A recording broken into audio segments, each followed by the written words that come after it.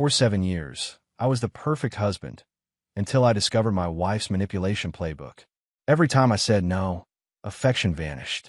Every disagreement led to frozen silence. I'd been trained like a dog to follow commands, rewarded with intimacy only when I obeyed.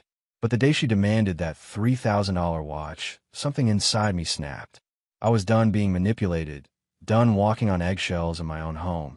What happened next shocked us both.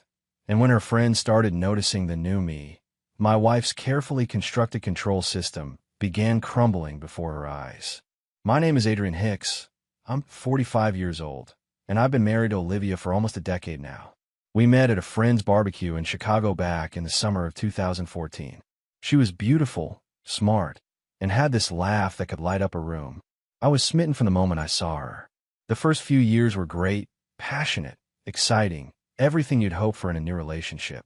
We moved in together after 6 months, got engaged a year later, and tied the knot in a beautiful ceremony at her parents' lake house in Michigan. But something changed after we settled into married life. At first, it was subtle, so subtle that I barely noticed it. Looking back now, I can see all the warning signs that I chose to ignore. Whenever Olivia didn't get her way, she'd withdraw. Not just emotionally, but physically too. If I couldn't make it to one of her work functions, or if I didn't agree with her choice of vacation destination, or even something as simple as not wanting to go to a particular restaurant she had her heart set on, she'd turn cold. No affection, no intimacy, no warmth. At first, I thought she just needed space to process disappointment. Everyone deals with frustration differently, right? I'd give her time, then try to reconnect, usually by giving in to whatever she wanted in the first place. Like clockwork, she'd warm up again. The cold shoulder would disappear, replaced by the loving wife I thought I knew. It took me years to realize that this wasn't just a quirk of her personality. It was a strategy, a calculated method of control.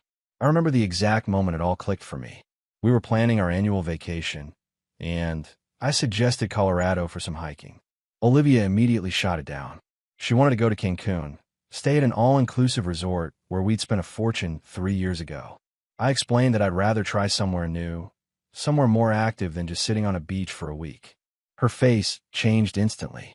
That familiar mask slipped into place, distant, detached, cold. That night, when I reached for her hand while watching TV, she pulled away. When I leaned in to kiss her goodnight, she turned her face so my lips landed on her cheek instead of her mouth. The pattern continued for days. Each time I tried to connect, she'd find some way to reject me. Not outright. She was too smart for that.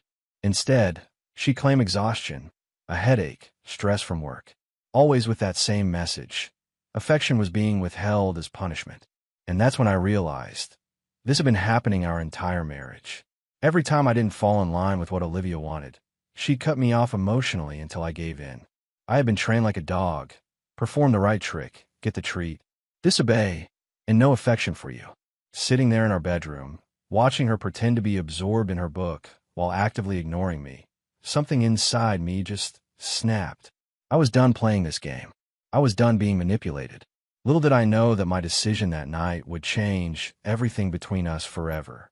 The straw that broke the camel's back wasn't even a big deal, at least not on paper.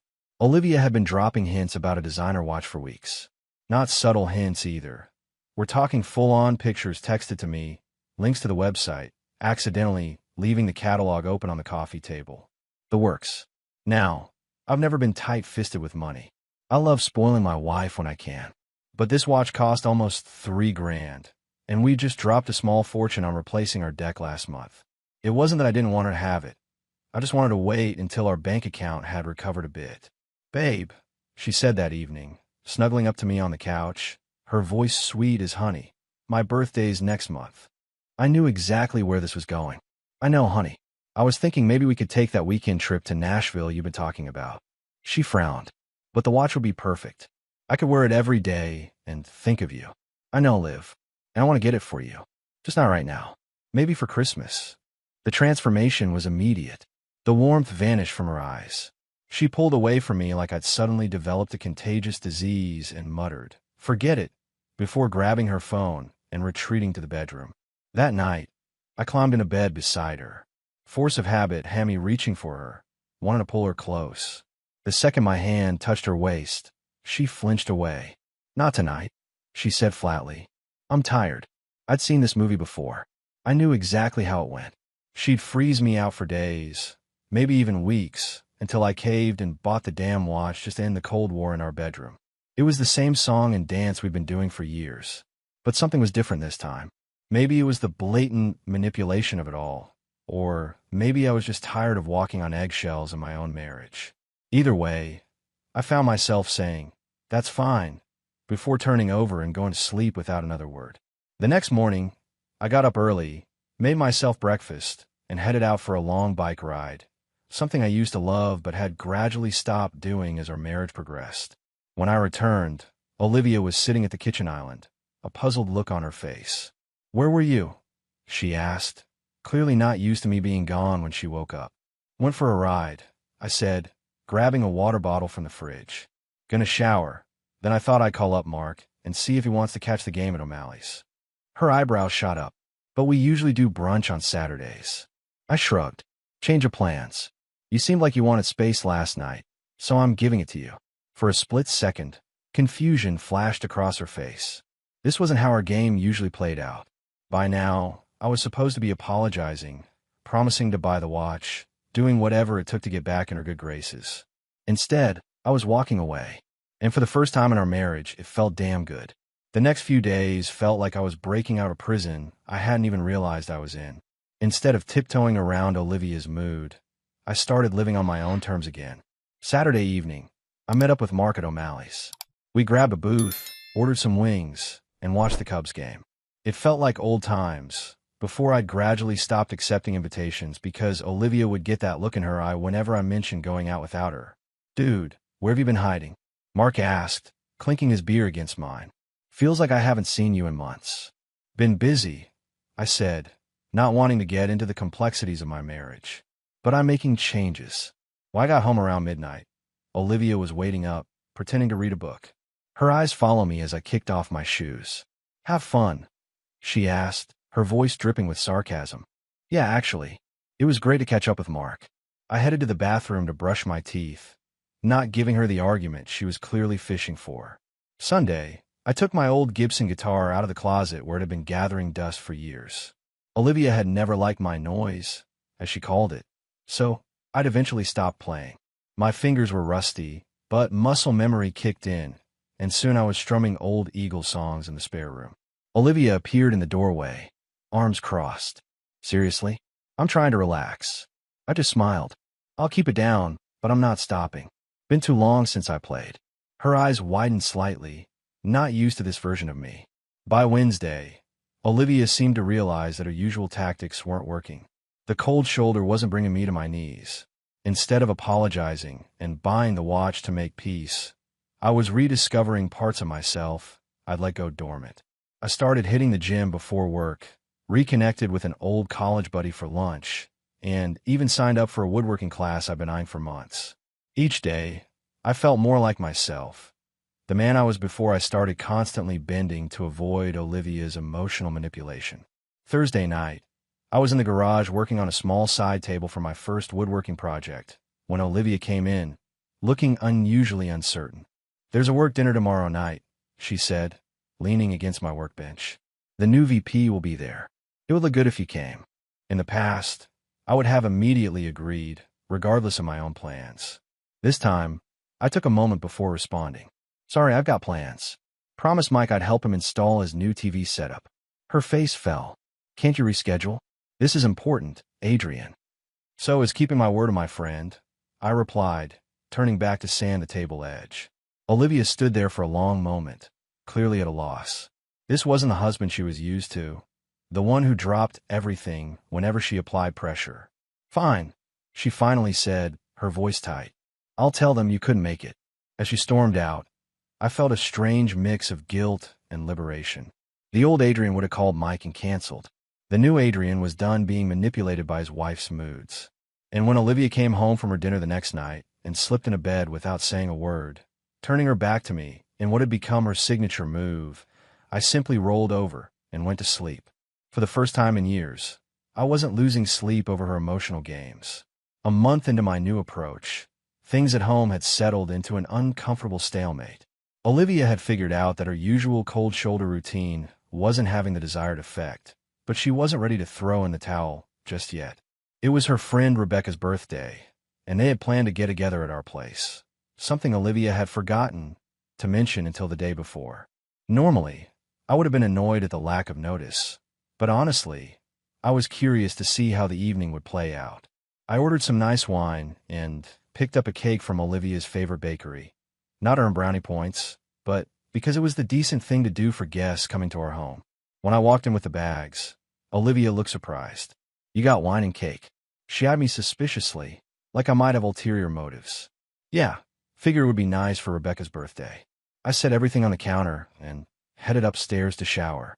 When the guests arrived, 4 of Olivia's closest friends, I made an effort to be sociable. Not the wallflower husband I'd become over the years, hovering in the background until called upon, but an actual participant in the evening. I poured wine, joined conversations, and even told a story about a disastrous camping trip that had everyone, including Rebecca, doubled over with laughter. "Adrian, when did you get so entertaining?" Sarah, one of Olivia's friends, asked, raising her glass in my direction. "You're usually so quiet at these things." I noticed Olivia watching this exchange, her smile not quite reaching her eyes. "Just in a good mood, I guess," I replied, refilling Sarah's glass.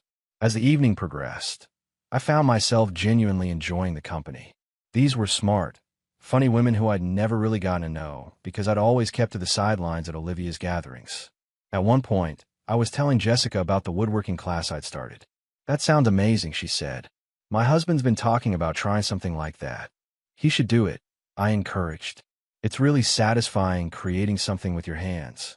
"Maybe you could show him some of your work sometime," Jessica suggested. "Anytime," I replied.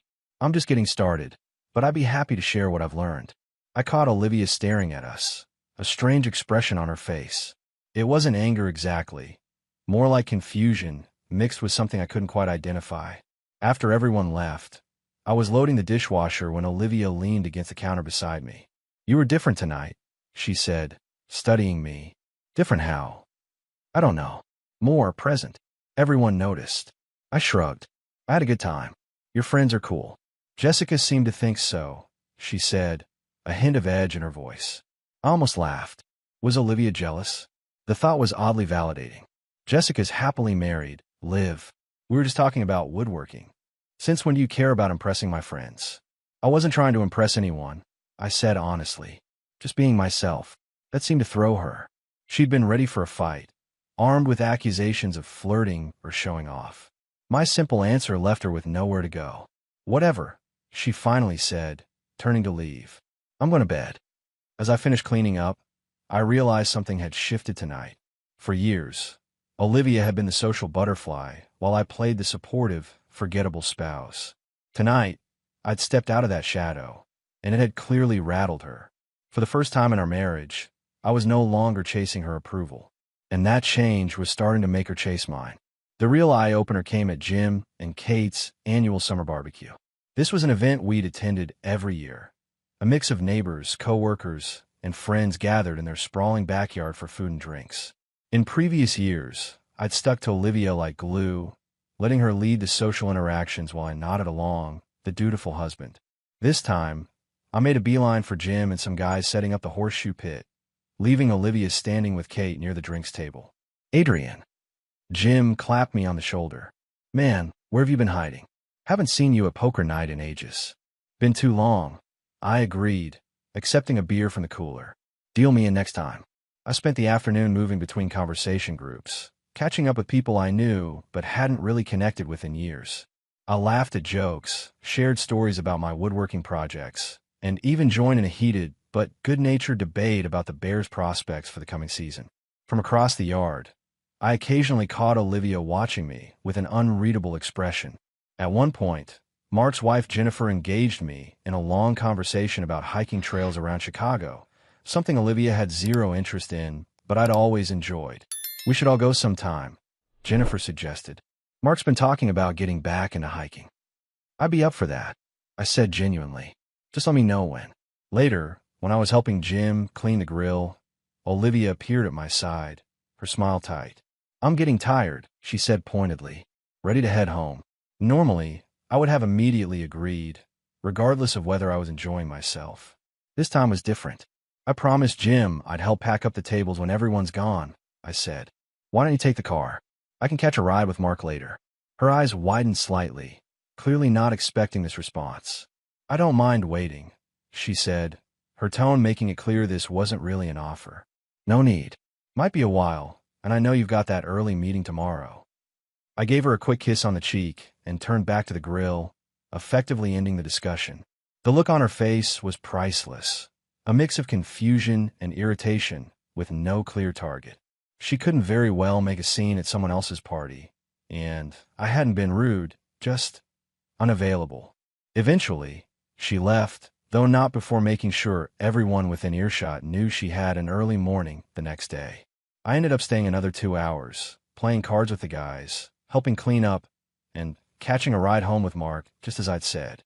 When I walked in, the house was dark except for the reading light in our bedroom. I got ready for bed quietly, slipping in beside Olivia, who was pretending to be asleep.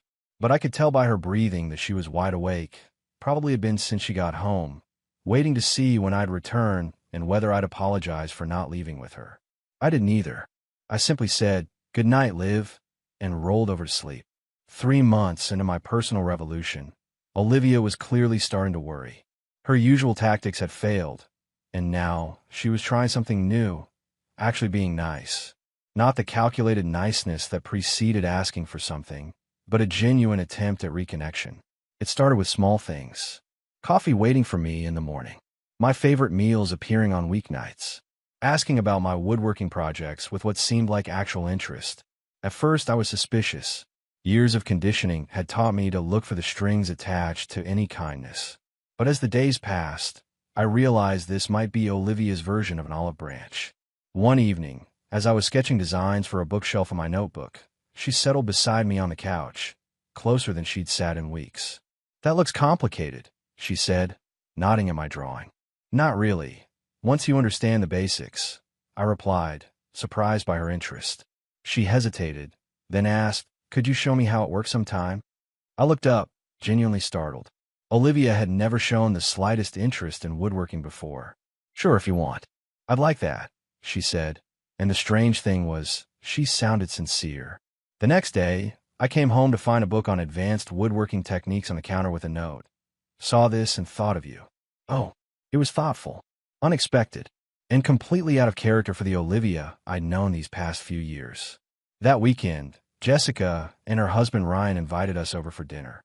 In the past, Olivia would have dominated these social gatherings, with me playing the quiet, supportive husband.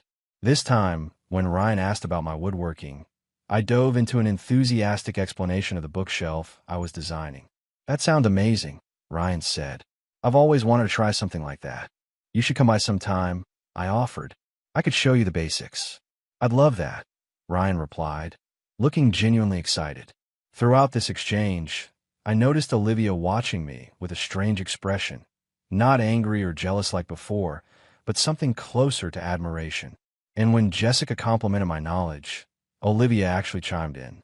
"He's always been good with his hands," she said, a hint of pride in her voice that I hadn't heard in years.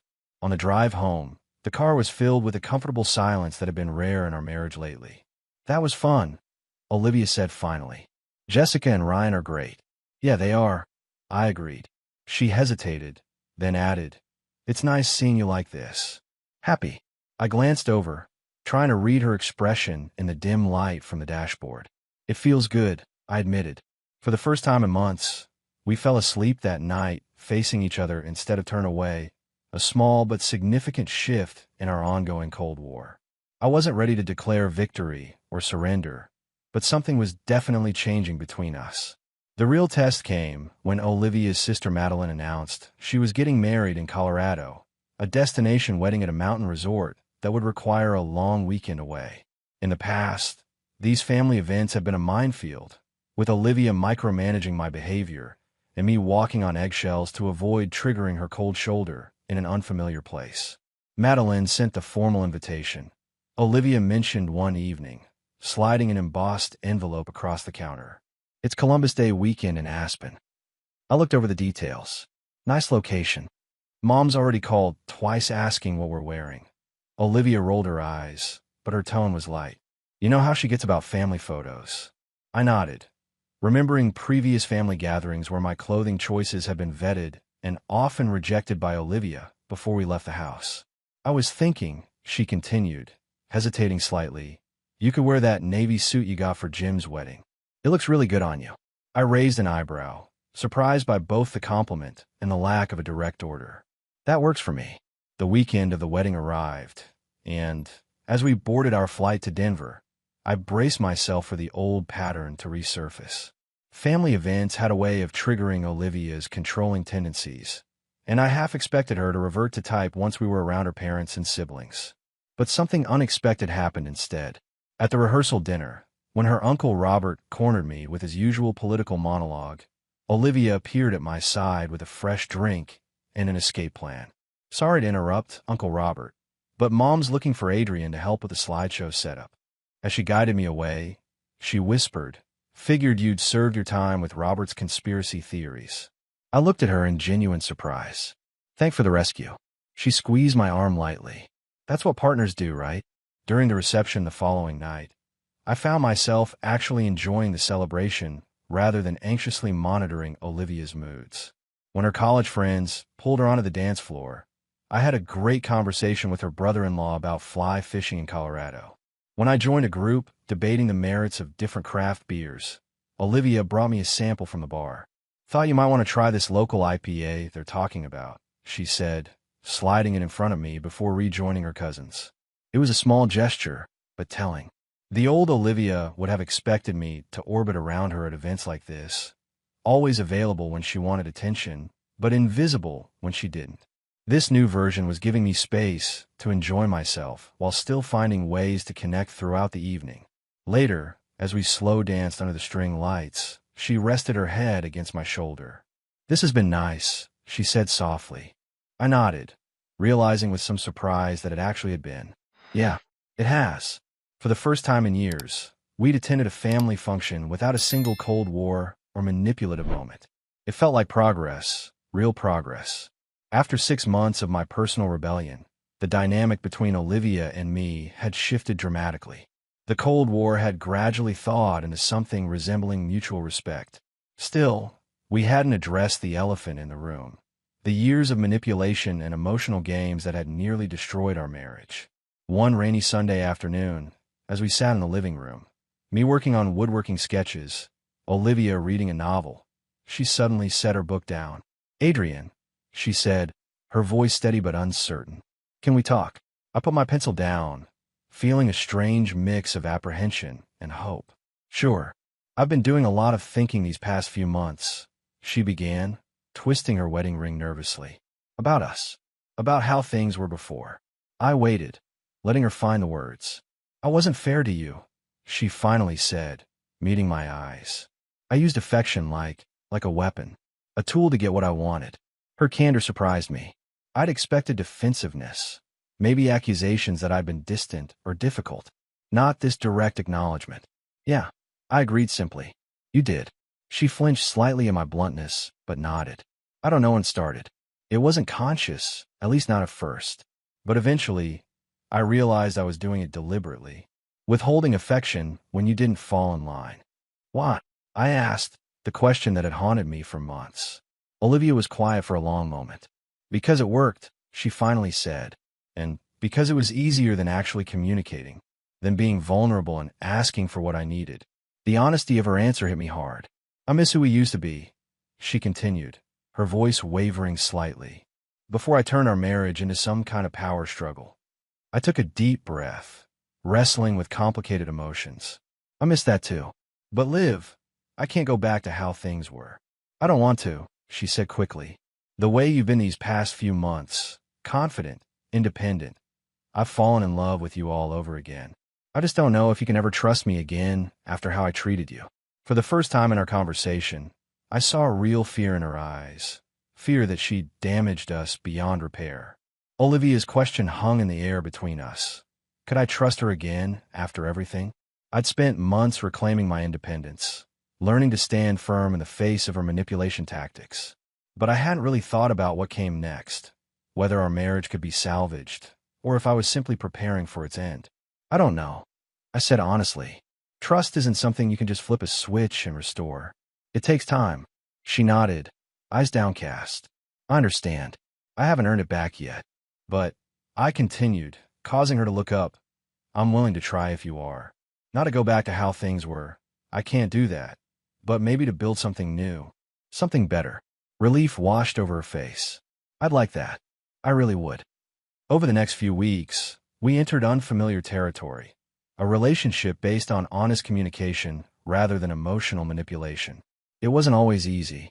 Years of unhealthy patterns don't disappear overnight. There were setbacks. Like when Olivia's company holiday party came around, and she assumed I'd attend without asking. When I mentioned I'd already made plans to finish a woodworking project that night, I saw a flash of the old Olivia, the slight narrowing of eyes, the subtle withdrawal of warmth. But instead of letting it spiral into the familiar Cold War, she caught herself. I should have asked you earlier, she admitted, taking a deep breath. Could we compromise? Maybe you come for an hour, then head back to work on your project. This simple moment, her recognizing the old pattern and choosing a different path, meant more than any grand gesture could have. We started seeing a marriage counselor, someone who helped us identify toxic patterns and develop healthier ways to communicate our needs. It was uncomfortable at times, having a stranger witness our dysfunction, but it was also liberating to have someone call us out when we slipped into old habits. The counselor gave us exercises, structured conversations where we had to really listen to each other without interrupting or becoming defensive. Simple in theory, surprisingly difficult in practice. What I need from you, Olivia said during one such exercise, is to know that you're still committed to us, even when you're rediscovering your independence. And what I need from you, I replied, is the freedom to say no without being punished for it. Little by little, we were learning to be partners again, not adversaries. I continued my woodworking, my friendships, my rediscovered hobbies, but now I shared these parts of my life with Olivia when she showed genuine interest. And to my surprise, she often did. The woman who had once rolled her eyes at my noise, now sometimes sat quietly in the corner of the garage while I worked, asking questions about different types of wood or techniques. It wasn't perfect. We still argued, still had moments of frustration and misunderstanding. But now, when we fought, it was an actual discussion, messy and emotional sometimes, but real. Not the calculated withdrawal of affection until someone surrendered. 1 year after I first stood my ground about the designer watch, Olivia and I were sitting on our back deck, watching the sunset. A lot had changed in those 12 months, most notably us. I was thinking, Olivia said, swirling her wine glass thoughtfully, about that weekend trip to Nashville we never took. The one I passed up because I wanted that watch instead. I glanced over at her, remembering the turning point that had set everything in motion. What about it? Maybe we could go next month, for our anniversary.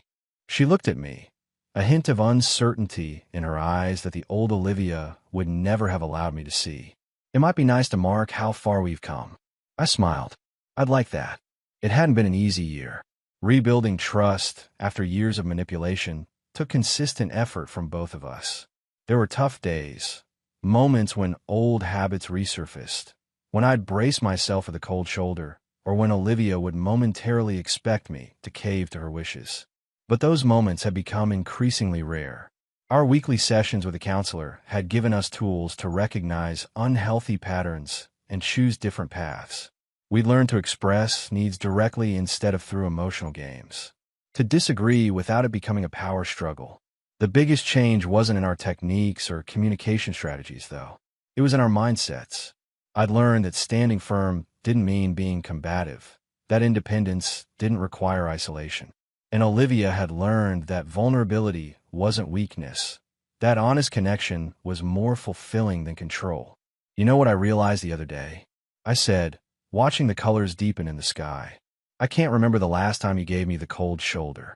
Olivia winced slightly at the reminder of her old tactics, but nodded. I catch myself sometimes, still wanting to withdraw when things don't go my way. But it's different now. I recognize it for what it is. And I catch myself still watching for it, I admitted. Still waiting for the other shoe to drop sometimes. She reached for my hand. I'm sorry I made you feel that way for so long. I know, and I did.